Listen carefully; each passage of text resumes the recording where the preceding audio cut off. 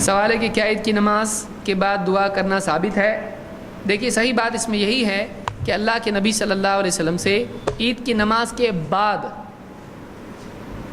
چونکہ خطبہ ہوتا ہے اور خطبے کے بعد اتر کر ممبر سے یا عید کی نماز پڑھتے ہی دعا، اس طرح کی کوئی دلیل نہیں ملتی ہے۔ زیادہ بہتر یہی لگتا ہے دلائل دیکھ کر کہ خطبے کے دوران ہی دعا کی جائے، خطبے ہی میں دعا کی جائے، یہ زیادہ صحیح ہے۔ اس لیے کہ جمعہ میں بھی اللہ کے نبی، چونکہ جمعہ بھی عید ہی ہوتی ہے اور اللہ کے نبی صلی اللہ علیہ وسلم خطبہ دیا کرتے تھے، تو جمعہ کے دن آپ کا معمول یہی تھا کہ آپ خطبے پر ہی دعا کرتے تھے، خطبے میں ہی ممبر پر دعا کرتے تھے۔ تو عید میں بھی ممبر پر ہی یا اونچی جگہ پہ جب آدمی ہوتا ہے یا عیدگاہ میں ہوتا ہے تو آدمی جب خطبہ دے رہا ہے اسی میں دعا کرے، یہ زیادہ احتیاط کی چیز ہے۔ الگ سے اتر کے دعا کرنے کا میرے علم میں کوئی دلیل نہیں، اگر ہے تو اس پر عمل کیا جا سکتا ہے۔